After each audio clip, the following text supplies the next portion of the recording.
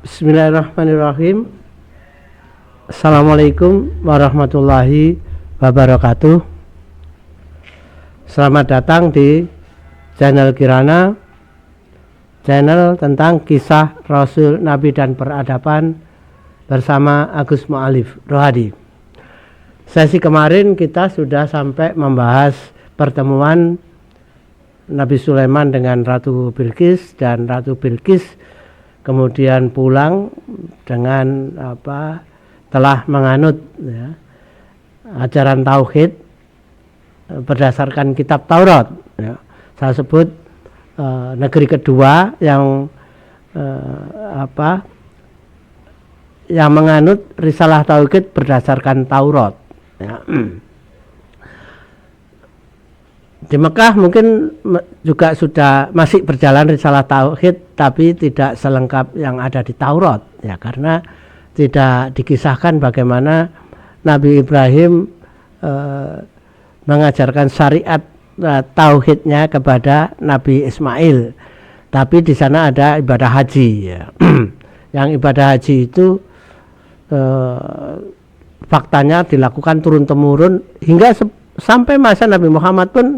Sebelum Nabi Muhammad jadi Nabi pun ada ibadah haji, meskipun telah menyimpang dari ibadah haji yang diajarkan oleh Nabi Ibrahim. Karena ibadah haji pada masa itu, pada masa sebelum Nabi Muhammad itu kan malah diwarnai dengan penyembahan berhala. Tapi itu adalah salah satu peninggalan Nabi Ibrahim yang disimpangkan oleh penduduk Mekah, penduduk Mekah. Mungkin karena juga tidak ada risalah tertulisnya, sehingga yang tersisa adalah tradisinya yang juga sudah menyimpang jauh dari risalah aslinya yang akhirnya nanti akan dibetulkan oleh Nabi Muhammad. Oleh karena ini saya sebut bahwa negeri Sabah adalah negeri kedua yang melaksanakan risalah tauhid berdasarkan Taurat. Nabi Ibrahim kan, zaman Nabi Ibrahim belum ada Taurat,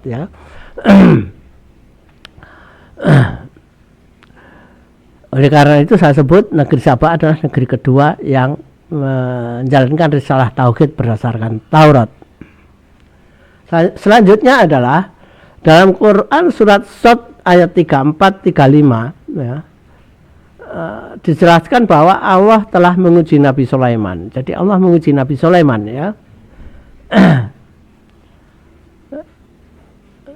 Allah menjadikan Nabi Sulaiman tergeletak sebagai tubuh yang lemah di atas kursi singgasananya. Dan atas hukuman tersebut kemudian Nabi Sulaiman bertaubat atas kesalahannya. Selain bertaubat dan mohon ampunan, Nabi Sulaiman juga mohon kepada Allah agar diberi anugerah kerajaan yang tidak dimiliki oleh siapapun setelah dirinya.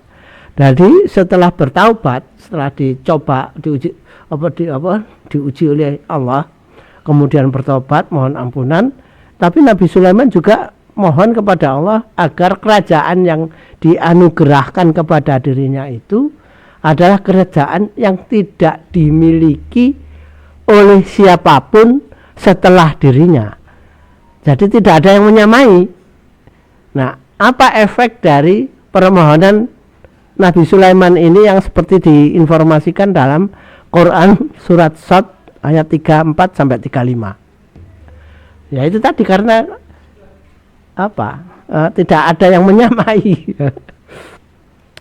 Pasti karena Nabi Sulaiman itu adalah nabi yang diberi anugerah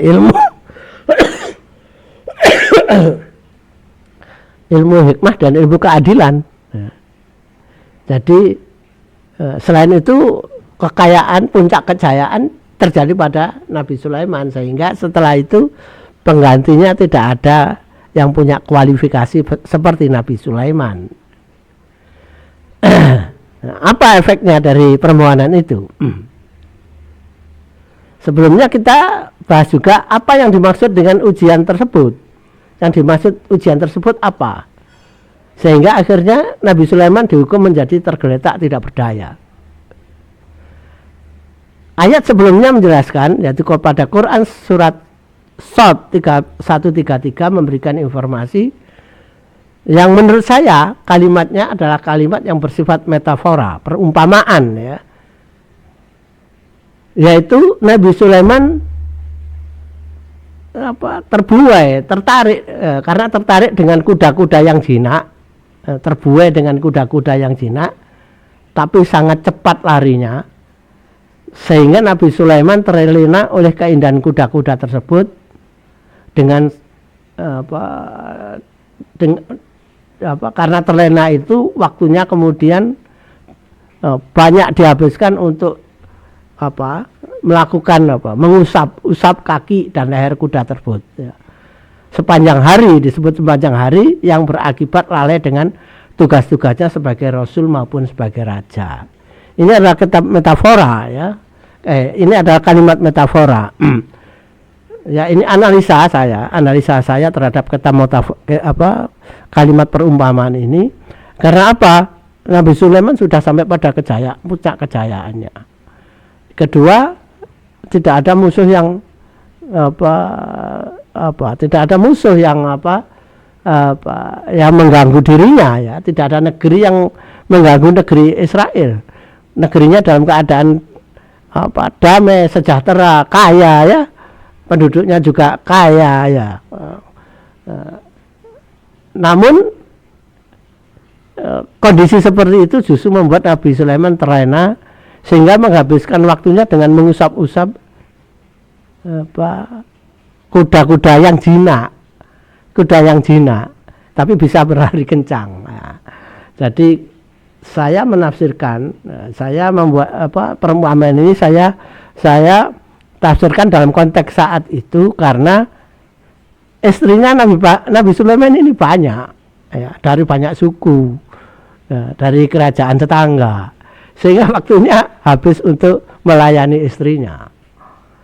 Karena banyak melayani istrinya, akhirnya lalai dengan tugas negara maupun tugas kenabiannya, sehingga kemudian ditegur Allah. Jadi ini kelalaian yang besar, meskipun Allah itu karena menyayangi Rasulnya kemudian membuat perumpamaan seperti itu yang bisa kita analisa. Tidak mungkin Nabi Sulaiman dihukum kalau tidak membuat kesalahan yang fatal, tidak membuat kesalahan yang besar. Jadi kesalahannya pasti besar ya. Tidak mungkin hanya karena kuda terus kemudian mempunyai kesalahan yang besar. Tidak mungkin juga karena kuda kemudian lalai melaksanakan ibadah ya. Jadi dalam analisa saya ya, karena jumlah istrinya yang banyak, kemudian banyak melayani istrinya, yang tentu karena banyak istri, banyak macam-macamnya itu ya, bisa kita bayangkan sendiri, akhirnya membuat Nabi Sulaiman lalai ya. Tentu istrinya cantik-cantik, tidak mungkin istri Nabi Sulaiman ya biasa-biasa saja ya.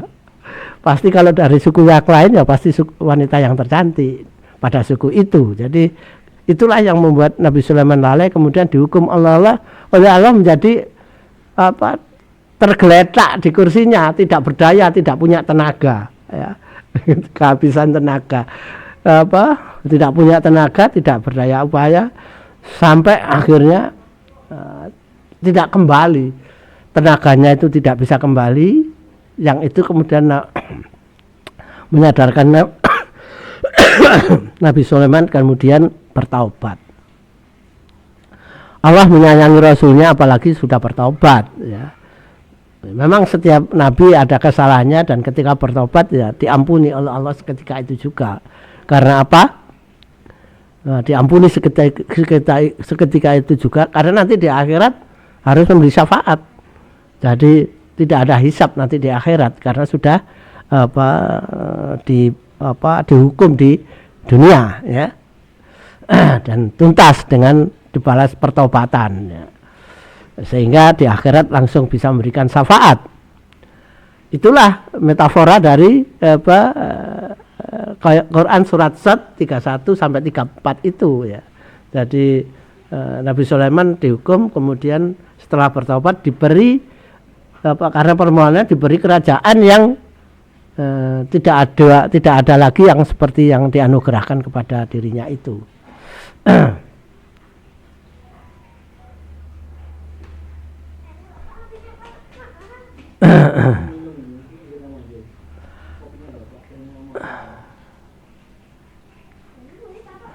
Quran surat Shad selanjutnya yaitu ayat 36 sampai 40 menerangkan bahwa Allah mengampuni kelalaian Nabi Sulaiman tersebut dan bahkan kemudian sesuai permohonannya ampunan dan permintaan tentang kerajaannya itu Allah memberikan anugerah kerajaan yang damai, kuat dan kaya yang tidak akan bisa ditiru oleh Bani Israel sesudahnya. Ya, tidak bisa ditiru. Ya, nanti kita lihat tidak bisa ditiru, tidak seperti zaman Nabi Sulaiman itu bagaimana ya. Pada kitab 1 Raja-Raja pasal 11 ayat 9 sampai 13 diinformasikan bahwa kelalaian tersebut akan berimpact sangat berat pada kerajaan Israel setelah masa Nabi Sulaiman berlalu. Jadi kelalaian itu juga diceritakan dalam kitab 1 Raja-Raja yang akibatnya itu akan berikat sangat berat ya. Jadi dalam kitab 1 Raja-Raja itu pasal 11 9 sampai 13 itu disebutkan yang akibatnya sangat berat bagi kerajaan Israel setelah masa Nabi Sulaiman berlalu. Sedang Quran surat Shad 40 menunjukkan bahwa ayat 40 menunjukkan bahwa meskipun ada akibat yang berat atas kelalaiannya, namun setelah bertobat Allah menunjukkan sayangnya kepada Rasulnya dengan menyatakan bahwa Nabi Sulaiman mempunyai kedudukan yang dekat pada sisi Allah dan mendapatkan tempat kembali yang baik.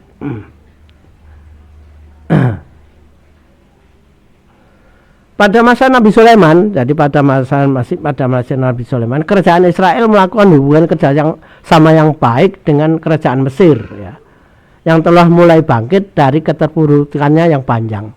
Bahkan untuk memperkecil kemungkinan serangan dari Mesir yang telah kembali menjadi negeri yang kuat, Nabi Sulaiman menikahi anak Fir'aun. Nah ini, ya, anak Fir'aun periode dinasti ke-12 dinasti Mesir ke-12, raja pertama yaitu Raja Sesnok. Jadi menikahi putri Raja Sesnok I, Raja Sesnok yang juga disebut Soseng, ya, yang berkuasa pada tahun 945 sebelum Masehi sampai 924 sebelum Masehi. Jadi 20 tahun, ya. Jadi Raja Sesnok, ya, Raja Sesnok yang pertama. Jadi Nabi Sulaiman beristri yang anaknya Raja Sesnok I. Itu diinformasikan dalam kitab 1 Raja-Raja, ya. Kalau kita hitung berarti sejak tenggelamnya Fir'aun merentah, berarti Mesir telah mengalami keterpurukan selama sekitar 300 tahun. Jadi panjang waktu keterpurukannya Mesir itu, ya, 300 tahun. Dan ketika bangkit tidak pernah menjadi negeri yang paling kuat seperti sebelumnya, ya. Tidak pernah, ya. Sejak tenggelamnya merentah itu Mesir tidak pernah lagi menjadi kerajaan. Setelahnya itu tidak pernah menjadi kerajaan yang sangat kuat yang disegani oleh kerajaan-kerajaan lainnya di kawasan itu. Meskipun ya sudah bangkit, tapi tidak sekuat sebelumnya. Ketika bangkit, ya, tetangga terdekatnya, ya, di timur, ya, yaitu kerajaan Israel telah menjadi negara yang cukup kuat sehingga tidak mudah diserang oleh negara-negara di sekitarnya. Jadi Mesir pun meskipun sudah bangkit tidak gegabah berani menyerbu negeri Nabi Sulaiman yang dikenal kuat, ya, karena ya itu tadi sudah bisa mengolah logam baik besi, tembaga, perak, ya, emas, perunggu untuk keperluan militernya, ya.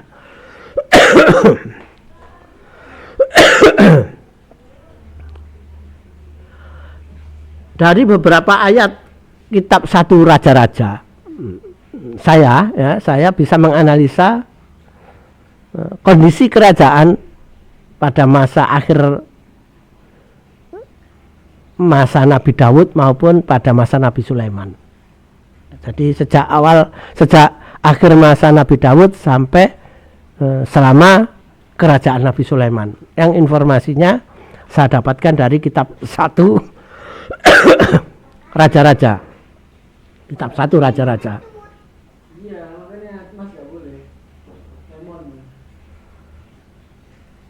Pada masa Nabi Daud, ketika terjadi peperangan dengan kerabat suku Israel, yaitu suku Edom. Nah, jadi ketika perang dengan suku Edom,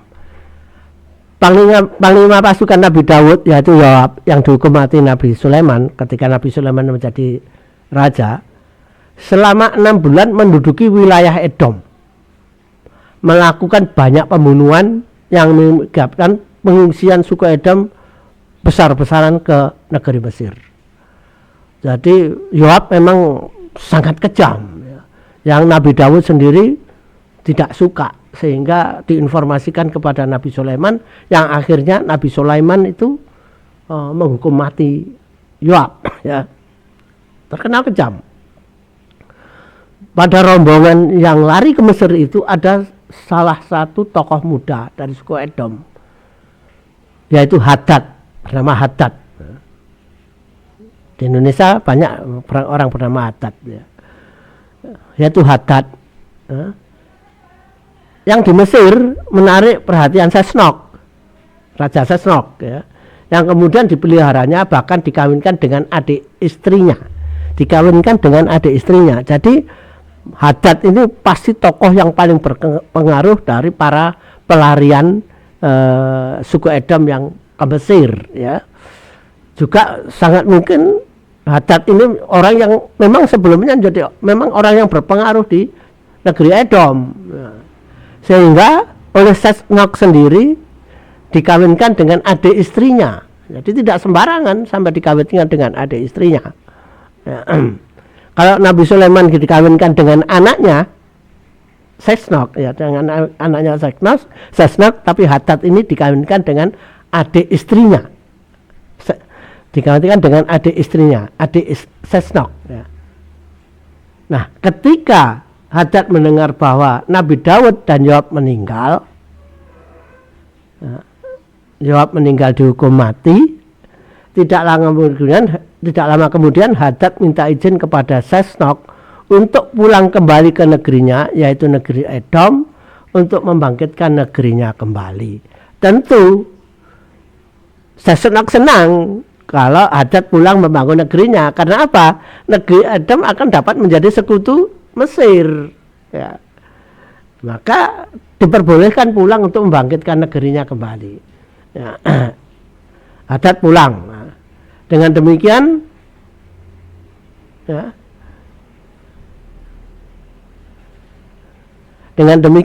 ya, maka Mesir dengan sendirinya telah mendapatkan sekutu setia, ya, yaitu Edom dan Israel, ya, ya. Edom dan kerajaan Israel, ya. Selama Sesnok berkepentingan, ya, tidak berperang, ya, keduanya jadi sekutu. Tapi bisa terjadi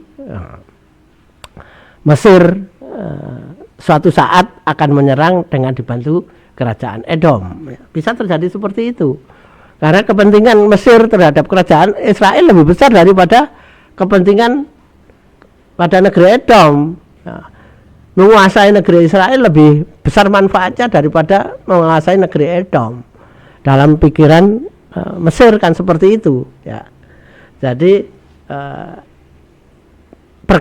perkawinan antara Hadad dengan adik istrinya Sesnok itu perkawinan yang mempunyai nilai strategis yang besar, ya.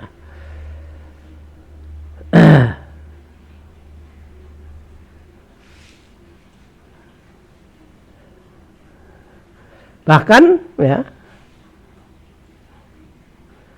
di utara, ya, ya, yaitu di Damsyik, di negeri Aram, Nabi Daud juga mempunyai lawan, ya, mempunyai lawan tapi tidak sampai berperang, yaitu Rezon bin Eliada, yang bahkan kemudian ya, berhasil menjadi raja Damsyik.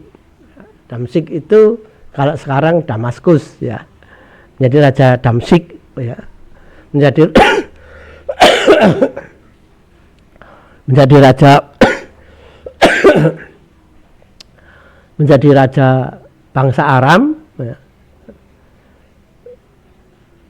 Rezon sendiri adalah orang Israel, ya, yang berhasil menjadi raja Damsyik, yang Rezon suatu saat Rezon bin Eliada ini suatu saat hanya menunggu waktu saja untuk kembali ke Israel untuk menyerang kerajaan Israel, untuk merebut kerajaan Israel. Jadi ada dua musuh yang berasal dari masa Nabi Daud, ya, Hadad dan Rezon bin Eliada. Peristiwa pada masa Nabi Sulaiman, ya, ketika Nabi Sulaiman membangun Milo, ya, yaitu tembok besar penopang istana Sulaiman yang menutup tembok Daud. Jadi antara kota Sulaiman dan kota Daud itu ada tembok yang itu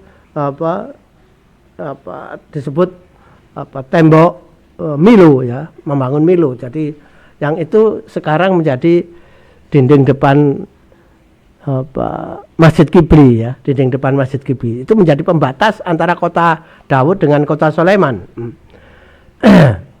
Ketika membangun tembok Milo itu, terdapat seorang wanita bernama Zerua yang menentang pembangunan tersebut, ya. Zerua adalah ibu Yerobeam bin Nebat dari suku Efraim bin Yusuf, ya. Zerua juga awalnya menjadi pegawai Nabi Sulaiman, ya, termasuk anaknya Yerobeam ini juga awalnya adalah pegawai Nabi Sulaiman. Tapi ketika tembok Milo ini dibangun, tembok pembatas ini dibangun, mereka tidak setuju dan mereka keluar dari kerajaan Nabi Sulaiman.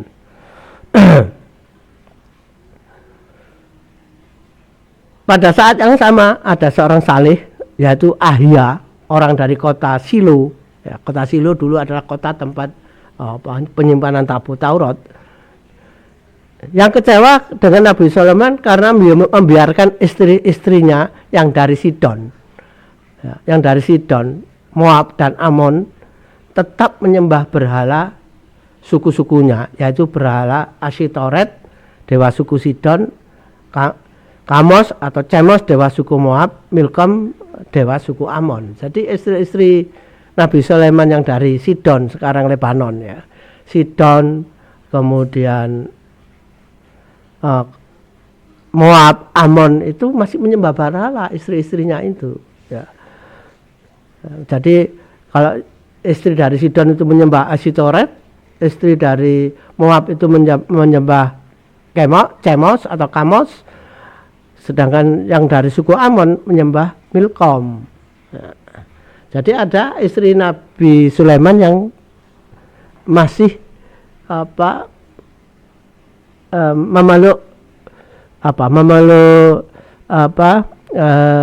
agama berhalanya itu, yang itu membuat ada seorang saleh yang bernama Ahia yang dari kota Silo sangat kecewa dengan keadaan seperti itu. Ada Yerobeam yang kecewa, yang keluar dari pasukannya Nabi Sulaiman, dan kemudian Yerobeam ini bertemu Ahia dan keduanya mengungkapkan kekecewaannya masing-masing, yang kemudian mendorong Ahia mendorong Yerobeam memberontak. Memberontak ini dengan dukungan beberapa suku Israel, ya, beberapa memberontak dengan dukungan orang-orang dari suku-suku Israel lainnya, ya. Mengetahui bahwa Yerobeam akan memberontak itu, kemudian Nabi Sulaiman dengan segera berusaha menangkap dan membunuh Yerobeam, ya. Jadi sebelum terjadi pemberontakan itu, Nabi Sulaiman segera mengetahuinya dan kemudian berusaha menangkap Yerobeam. Namun Yerobeam bisa meloloskan diri, meninggalkan kerajaan Israel, ya, lari menuju Mesir. Jadi setelah Hadad pulang, ya, ternyata ada Yerobeam dari suku Efraim yang lari ke Mesir, berlindung kepada Sesnok. Jadi Mesir menjadi tempat pelarian bagi lawan, baik oleh lawan Nabi Daud maupun Nabi Sulaiman, ya. Dari tiga hal tersebut nampak bahwa pada masa Nabi Daud maupun Nabi Sulaiman, kerajaan Mesir telah menjadi pilihan tempat pelarian, ya, dari lawan kerajaan Israel dan dari penentang Raja Israel yang nantinya akan berakibat setelah meninggalnya Nabi Sulaiman.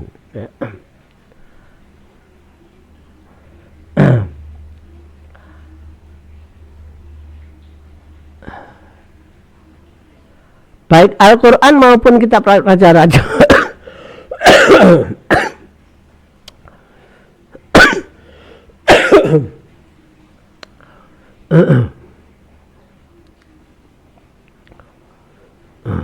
baik Al-Quran maupun kitab raja-raja tidak menginformasikan bagaimana peristiwa wafatnya Nabi Sulaiman.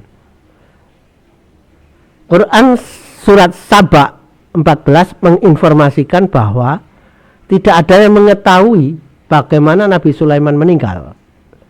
Bahkan jin pun tidak mengetahui kematian Nabi Sulaiman. Jin pun tidak mengetahui kematian Nabi Sulaiman. Dalam ayat ini ditunjukkan bahwa ketika Nabi Sulaiman sedang mengawasi para jin yang diperintahnya untuk bekerja, para jin tersebut tidak menyadari bahwa Nabi Sulaiman yang sedang mengawasinya itu telah meninggal dalam keadaan dan dalam posisi berdiri seperti orang yang sedang mengawasinya. Jin itu baru tahu, para jin itu baru tahu ketika Nabi Sulaiman tersungkur disebabkan tongkat Nabi Sulaiman dimakan oleh rayap, sehingga tidak mampu menopang berat tubuh Nabi Sulaiman. Tentu membutuhkan waktu yang cukup untuk rayap-rayap itu bisa membuat keropos tongkat Nabi Musa sehingga Nabi Sulaiman ketahuan wafat. Ya. Disebutkan jin pun kan tidak mengetahui. Artinya hanya memang ajal itu hanya Allah, ya, yang mengetahui, dan malaikat yang diperintahkan untuk mencabut nyawa. Ya, hanya itu yang tahu, Allah dengan malaikat yang bertugas mencabut nyawa, malaikat maut itu. Ya.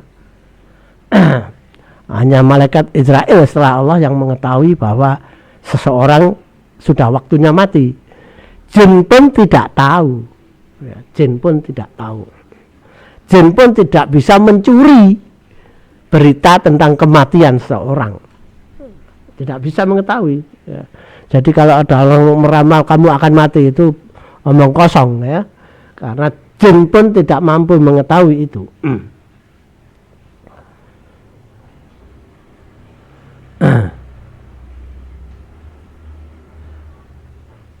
Jadi setelah Nabi Sulaiman tersungkur, baru semuanya mengetahui, ya. Jin maupun warga istana baru mengetahui kalau Nabi Sulaiman telah meninggal. Kitab 1 Raja-Raja ayat pasal 11 ayat 43 disebutkan jenazah Nabi Sulaiman dikuburkan di kota Daud. Namun hingga kini tidak diketahui persis di mana Nabi Sulaiman itu dikuburkan. Oleh karena itu kalau sekarang negara Israel sekarang ini kan menggali terus, ya. Salah satunya adalah menggali kota Daud, ya. Salah satunya adalah mencari kubur Nabi Sulaiman. Sampai sekarang belum diketahui Ya, kubur Nabi Sulaiman di kota Daud itu yang mana tidak diketahui. Belum ada temuan arkeologis yang menunjukkan ada tanda-tanda bahwa ada kubur yang itu menunjukkan kubur Nabi Sulaiman. Ya. Ini adalah lukisan Nabi Sulaiman ketika meninggal. Jadi sangat mendadak, kematian Nabi Sulaiman ini sangat mendadak. Nabi Sulaiman menjadi raja ketika berumur sekitar 20 tahun. Jadi masih sangat muda ya. Mendapatkan tahta ya. Kerajaan Israel itu masih sangat muda, yaitu sekitar umur 20 tahun. Dan memerintah selama 40 tahun. Jadi Nabi Sulaiman itu umurnya sekitar 60 tahun. Ya, tidak panjang, masih lebih panjang Nabi Muhammad ya. Nabi Sulaiman itu umurnya sekitar 60 tahun. Masa Nabi Sulaiman memerintah adalah sekitar tahun 990 sebelum Masehi sampai 930 sebelum Masehi. Jadi tidak terlampau lama tidak terlampau lama setelah pembangunan kota dan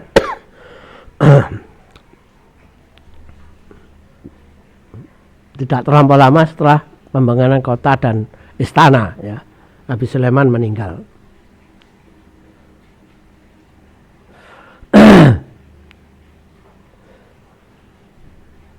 Dalam Quran Surat 35 disebutkan bahwa kerajaan Nabi Sulaiman itu adalah kerajaan yang tidak dimiliki oleh siapapun setelahnya. Nah, nanti kita lihat bagaimana setelah Nabi Sulaiman wafat.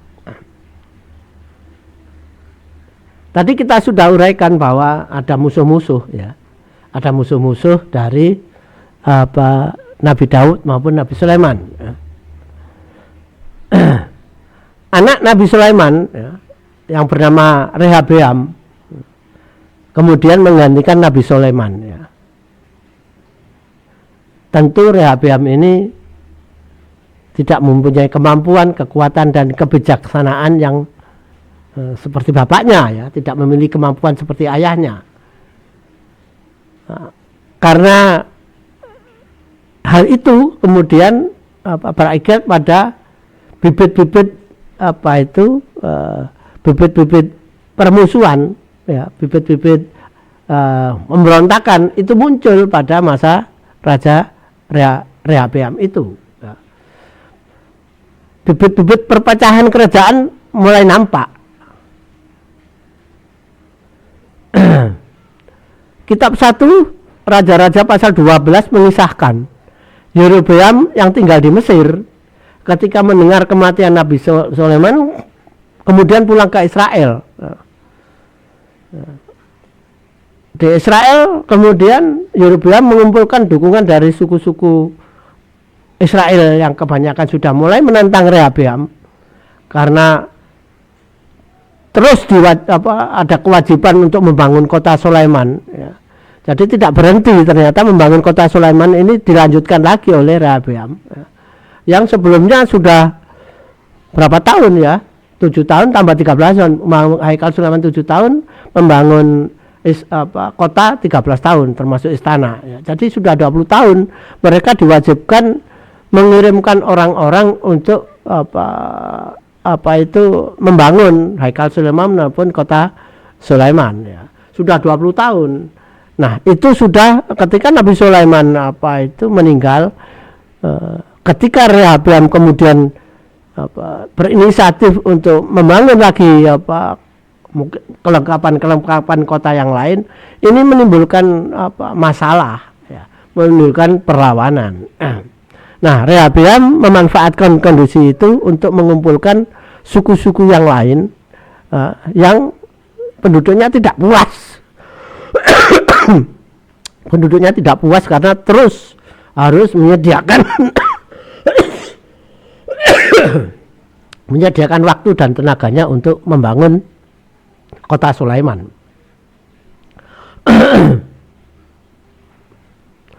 Dengan dukungan yang cukup banyak dari suku-suku itu, kemudian Yerobeam dengan diiringi para pendukungnya datang kepada Rehabeam menuntut agar pembangunan kota dihentikan dan rakyat Israel diperbolehkan pulang ke wilayah sukunya masing-masing.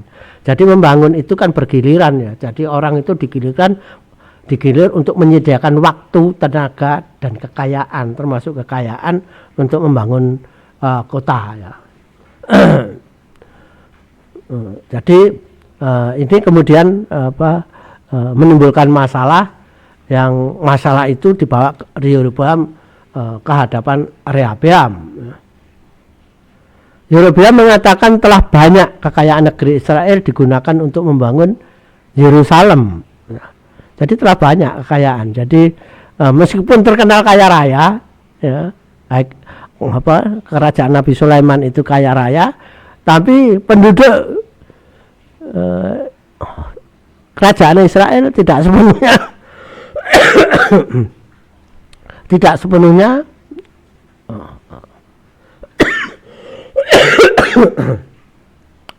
taat dengan aturan membangun kota. Ketika masa Nabi Sulaiman mereka taat. Mereka taat, mungkin juga tidak terlampau memberatkan karena bergilirnya juga tidak terlampau memberatkan. Namun pada masa Yerobeam bibit-bibit ketidaktaatan yang mungkin sudah muncul pada masa Nabi Sulaiman, akhir-akhir masa Nabi Sulaiman, ini kemudian muncul ke permukaan ketika Nabi Sulaiman sudah meninggal. Mereka tidak ingin lagi menyumbangkan tenaga, waktu, dan kekayaan untuk membangun kota Sulaiman.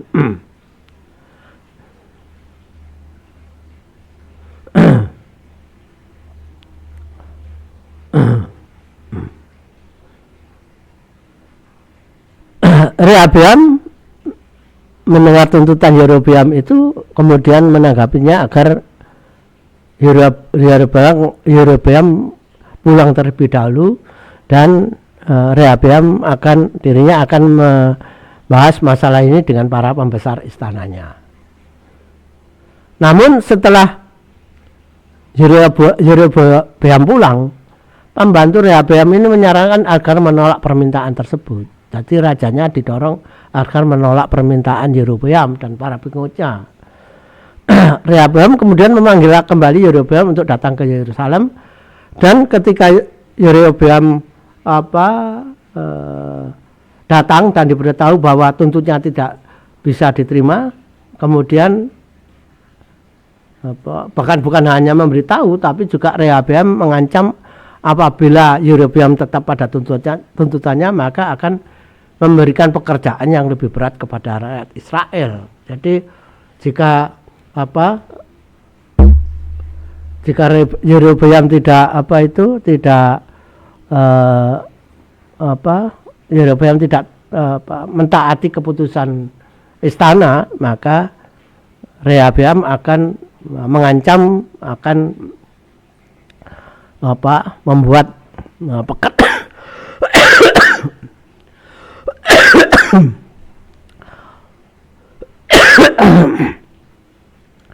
akan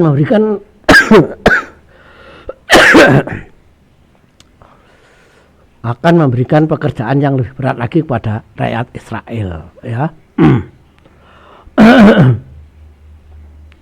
Ini adalah lukisan Yerobeam dan para pengikutnya menuntut Rehabeam agar menghentikan pembangunan kota, yang akhirnya ditolak oleh Rehabeam, ya. Namun ternyata Yerobeam tidak takut dengan ancaman Rehabeam, ya. Yerobeam kemudian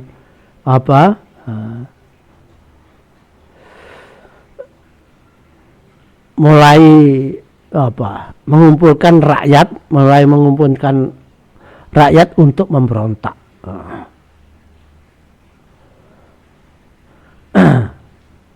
Maka terjadilah pemberontakan yang pertama setelah masa Nabi Sulaiman yang dipimpin oleh Yerobeam, ya. Dan pemberontakan itu dapat diatasi, ya. Yerobeam kemudian lari dari Yerusalem pergi ke Sikem. Sikem itu berarti di utara, agak jauh di utara Yerusalem ya. Kemudian di Sikem Yerobeam yang belum meskipun dapat diusir dari pemberontakannya dapat diusir dari Yerusalem, namun ketika di Sikem Yerobeam membangun dukungan yang lebih kuat lagi, yaitu dengan mengumpulkan 10 suku, ya. Jadi besar.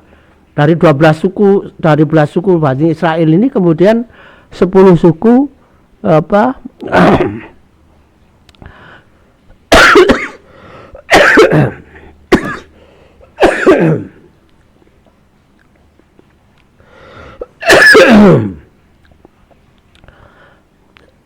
suku mendukung Yerobeam. Sedangkan Rehabeam hanya 2 suku, yaitu suku Yehuda dan suku Benyamin. Sedangkan 10 lainnya mendukung Yerobeam.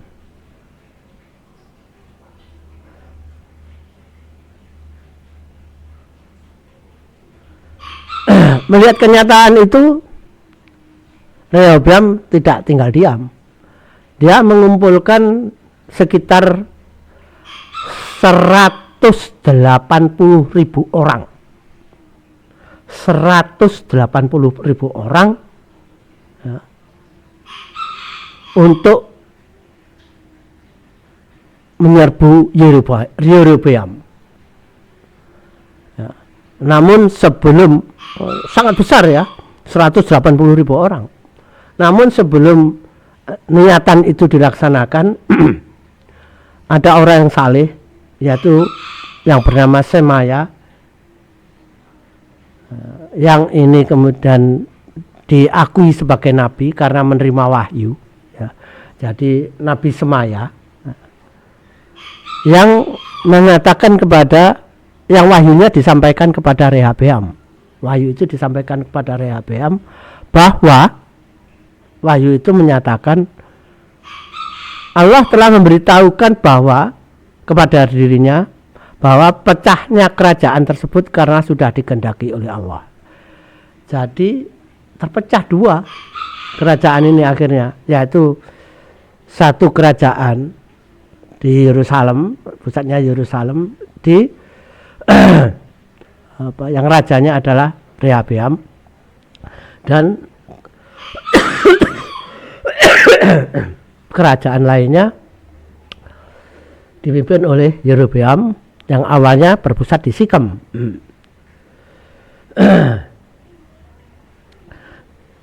Rehabeam hanya memerintah 2 wilayah suku, yaitu suku Yehuda dan suku Benyamin.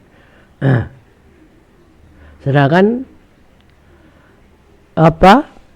Yerobeam memerintah wilayah yang jauh lebih luas ya, wilayah 10 suku lainnya, termasuk wilayah yang di timur Sungai Yordan itu mendukung Yerobeam ya. Ada 3 suku di timur Sungai Yordan yang mendukung Yerobeam ya. Jadi ada 2 kerajaan, satu kemudian disebut kerajaan Yudea, yaitu kerajaan yang berada di wilayah Yehuda dan Benyamin. Kerajaannya disebut Yudea, rajanya adalah Rehabeam, dan 10 kerajaan lainnya yang kedudukannya di Sikem. 10 kerajaan ini menamakan dirinya karena menamakan kerajaannya sebagai kerajaan Israel. Karena apa? Mereka didukung oleh 10 suku, sehingga mereka merasa lebih berhak menggunakan nama kerajaan Israel dibanding kerajaan yang dipimpin Rehabeam, yang kemudian Rehabeam menamakan kerajaannya adalah kerajaan Yudea. Meskipun hanya 2 suku, tapi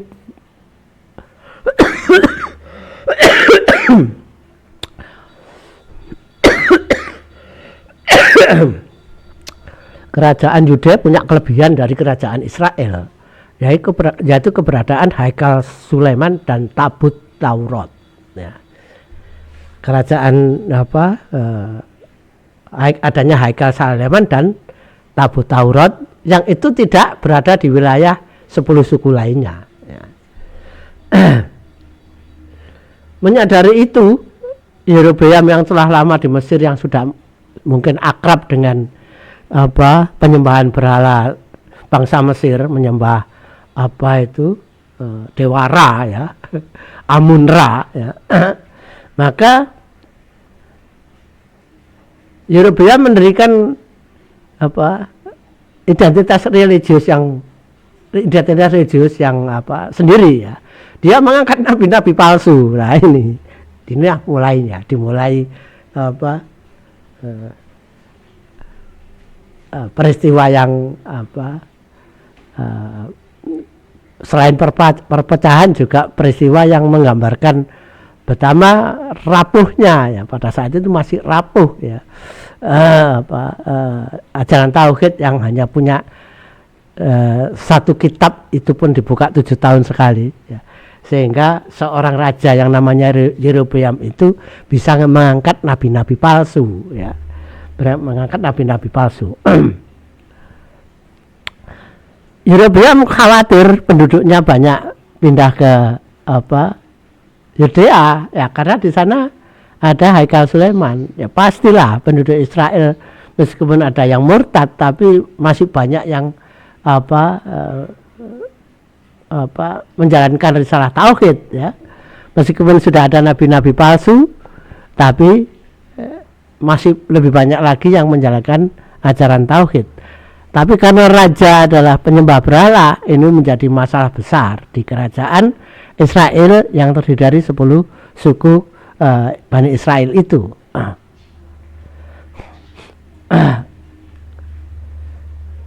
Yerobeam membuat 2 berhala lembu. Yerobeam membuat 2 berhala lembu emas dan mezbah tempat pengorbanan. Yang satu diletakkan di Bukit Betel, yang satunya diletakkan di bukit di wilayah suku Dan. Jadi peletakan 2 patung lembu emas ini menjadi penanda batas wilayah kerajaan Israel dengan kerajaan Yudea, ya, yaitu berupa patung lembu emas, ya, berhala lembu emas, ya. Diangkat imam-imam peribadatan dan nabi-nabi palsu, ya. Ya, bisa mengangkat nabi-nabi palsu itu.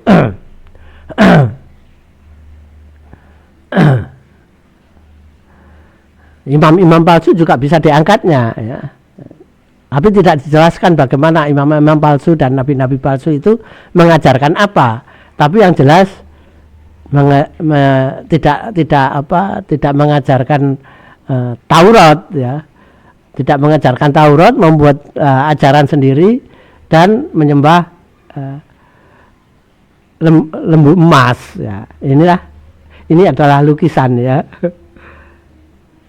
Yerobeam bin Nebat, ya, namanya Yerobeam bin Nebat dari suku Efraim, adalah orang yang pertama yang menghidupkan kembali penyembahan lembu emas di kerajaan Israel.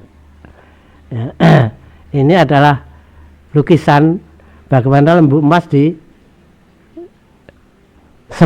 ya. Kalau dulu pada masa Nabi Musa ada Samiri yang membuat patung anak lembu, patung anak sapi, ya, patung anak sapi dari emas. Kalau ini membuat lembu emas, patung lembu emas kemudian disembah. Jadi ya mirip dengan pekerjaannya Samiri.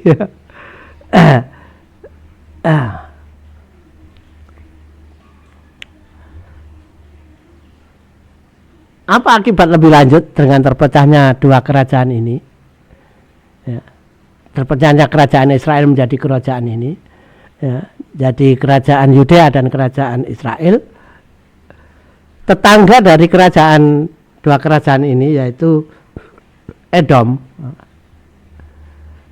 yang melihat bahwa kerajaan Israel sudah pecah dan menjadi lemah, kemudian melepaskan diri dari kontrol Rehabeam maupun Yerobeam.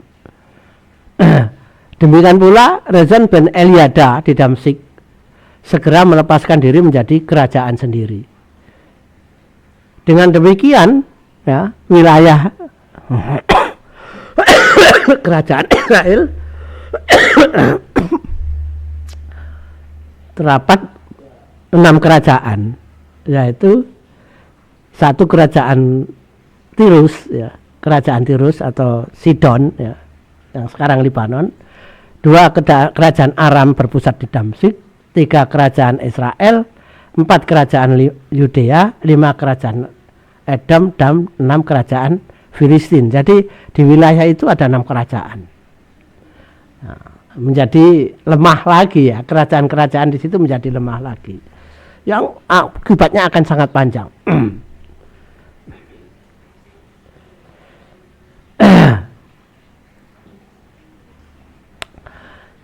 Apa akibatnya dan bagaimana nasib selanjutnya dari kerajaan Israel? Apa yang dialami oleh kerajaan Israel selanjutnya, yang juga pada masa itu ada akan muncul nabi-nabi dan rasul, ya, muncul nabi-nabi dan rasul-rasul berikutnya, ya. Kita ketahui setelah Nabi Sulaiman itu ada Nabi Ilyas, Nabi Ilyasa, Nabi Yunus, ya. Nanti kita ketahui bagaimana keadaan kerajaan itu dan bagaimana penduduk kerajaan itu. Apakah semuanya tetap taat pada tauhid, ataukah terjadi penyimpangan tauhid atau malah penyembah berhala. Nanti akan kita ketahui pada kisah-kisah selanjutnya. Saya kira itu yang bisa saya sampaikan pada sesi kali ini. Selanjutnya akan kita bahas bagaimana kondisi kerajaan Israel, ya, setelah masa Nabi Sulaiman, pada masa nabi-nabi dan rasul-rasul sesudah Nabi Sulaiman, ya. Saya kira demikian, mudah-mudahan bermanfaat, bisa menambah wawasan. Billahi taufiq wal hidayah. Wassalamualaikum warahmatullahi wabarakatuh. Aduh.